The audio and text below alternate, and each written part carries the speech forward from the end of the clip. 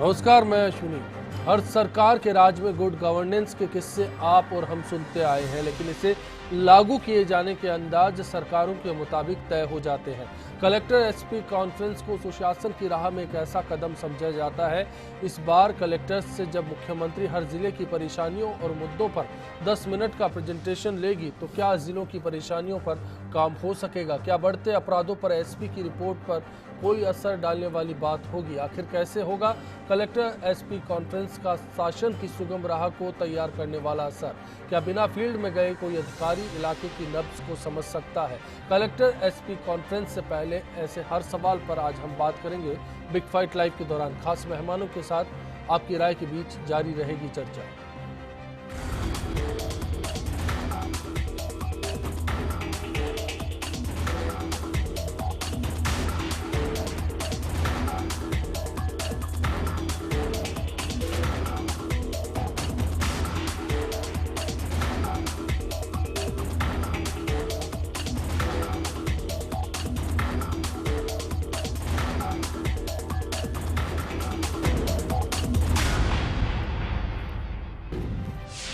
जाहिर है, ऐसे में एक सवाल उठता है कि कलेक्टर एसपी कॉन्फ्रेंस के बाद क्या सरकारी कामकाज बेहतर हो पाएगा?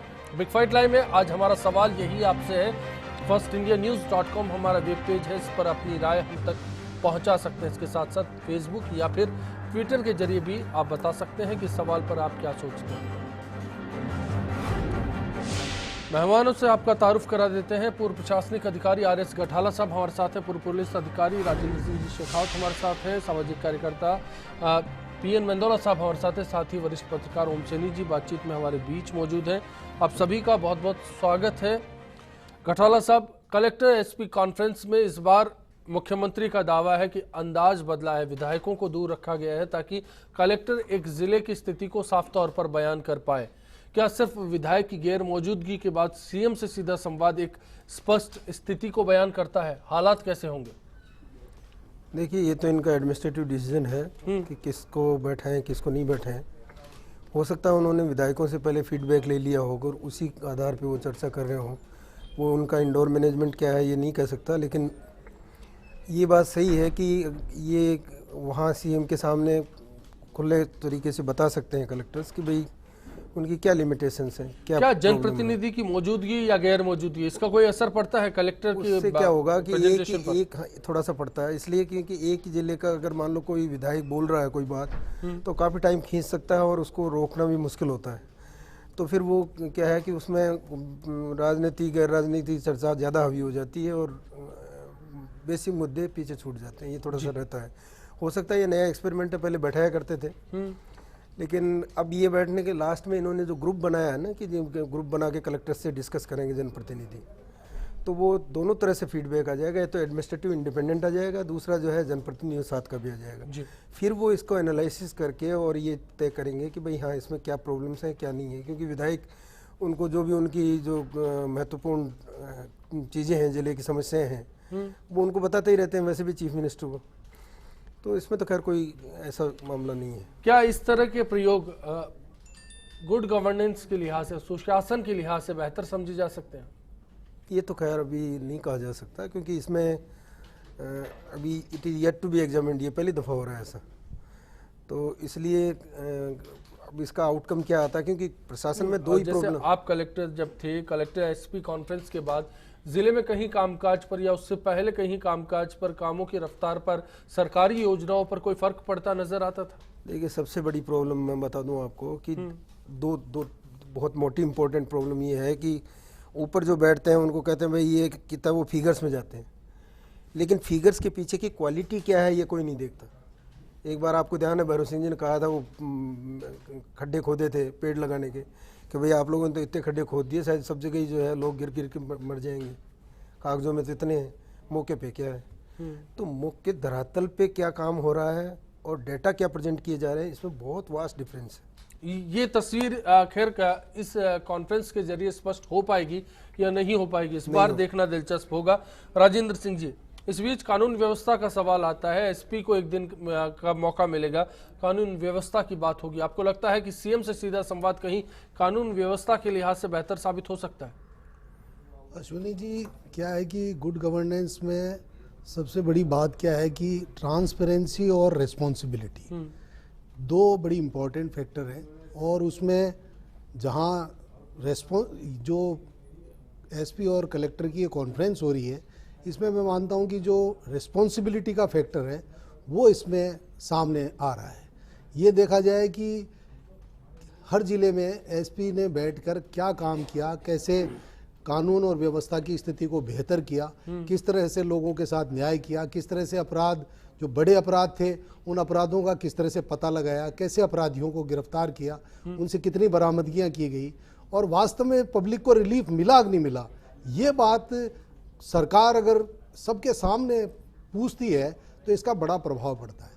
आप ऐसे अगर इंडिविजुअल तौर पे अगर चीफ मिनिस्टर हैं, वो किसी भी एसपी से बात करें और पूछे कि आपके ज़िले में किस तरह की स्थिति है, वो विधायकों से भी फीडबैक ले सकती हैं, एमपी से भी फीडबैक ले सकती हैं, पर सबके सामने बैठा के chief secretary, DG, home secretary और दूसरे आईजीज वगैरह के सामने जब बातचीत होती है मैन टू मैन, तब उसमें सच्चाई सामने आती है और उसमें जो बात कही जाती है उसके कई असर भी सामने आते हैं कि भाई किस तरह की बात किस ढंग से कही गई है।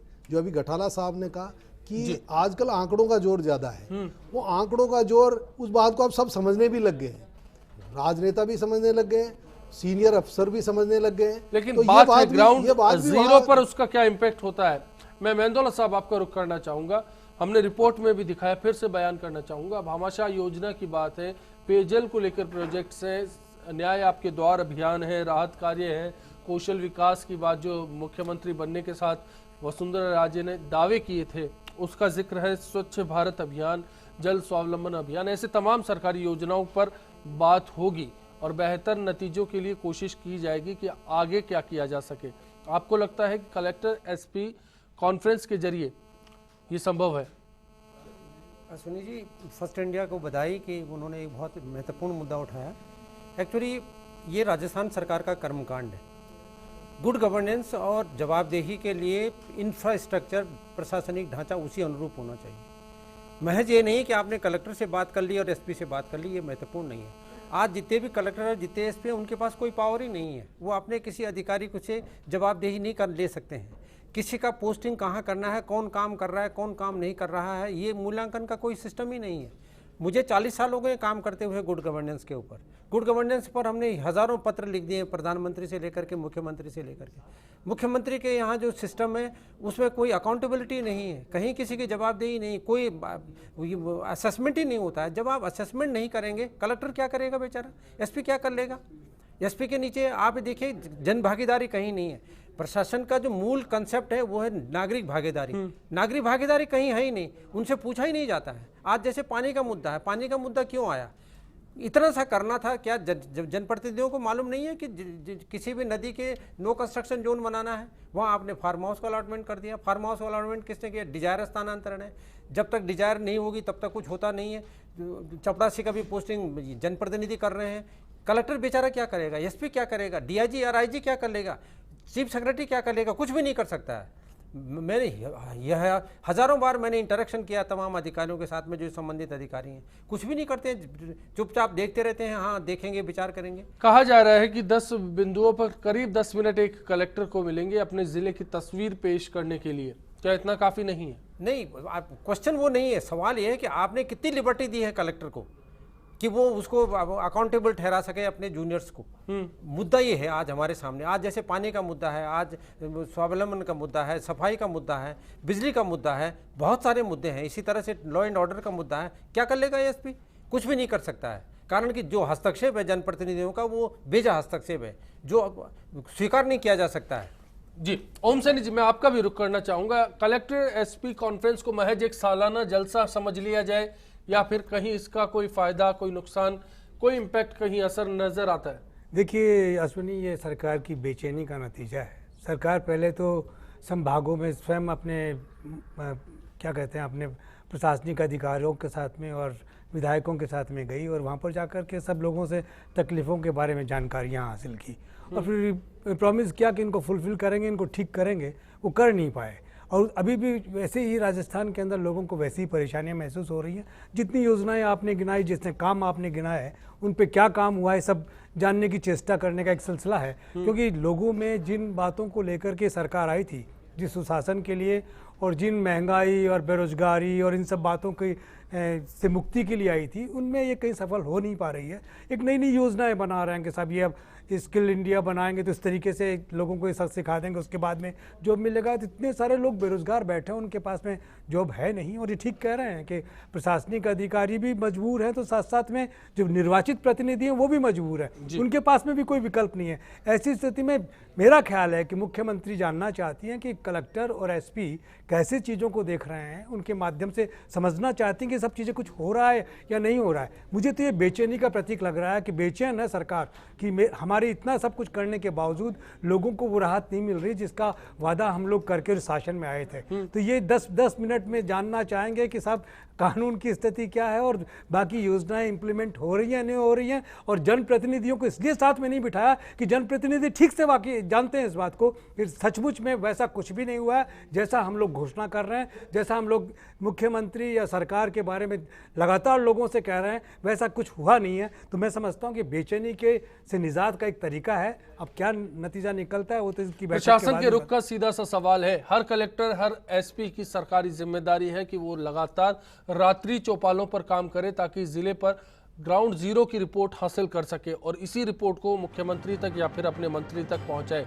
सवाल इस बात का भी है कि जो कलेक्टर्स या फिर जो एसपी अभी ताज़ा हुए तबादले के बाद चंद दिनों पहले अपनी जिम्मेदारी संभाल रहे हैं या फिर वो नए अफसर जिनको पहली मर्तबा कलेक्टर बनने का मौका ताज़ा तबादलों के दौर में मिला है, वो किस तरह से अपने ज़िलों की तस्वीर पेश कर पाएंगे। और इस बीच एक सवाल उस रैंकिंग का भी है जो सरकार ने तय की है कि इस बार हर प्रेजेंटेशन के मुताबिक तय किया जाएगा कि कौन सा कलेक्टर किस दर्जे पर या फिर कौन सा एसपी किस दर्जे का होगा। तो क्या इस बात का कोई असर देखने को मिल सकता है, हर पहलू को टटोलेंगे। एक ब्रेक ले रहे हैं, तुरंत लौटते हैं बिग फाइट लाइव में।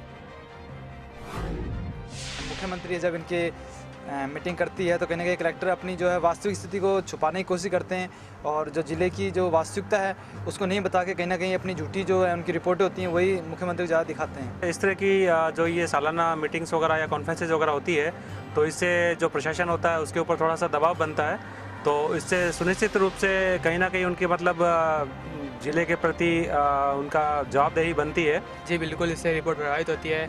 जैसे कि अभी बीकानेर के कलेक्टर का स्थानांतरण हुआ है तो उससे जो नया कलेक्टर आया है उससे जो रिपोर्ट बनेगी वो कहीं ना कहीं एक तरीके से खोखली होगी या जिस हिसाब से रिपोर्ट पहुंचनी चाहिए वो रिपोर्ट नहीं पहुंच पाएगी उनके पास में।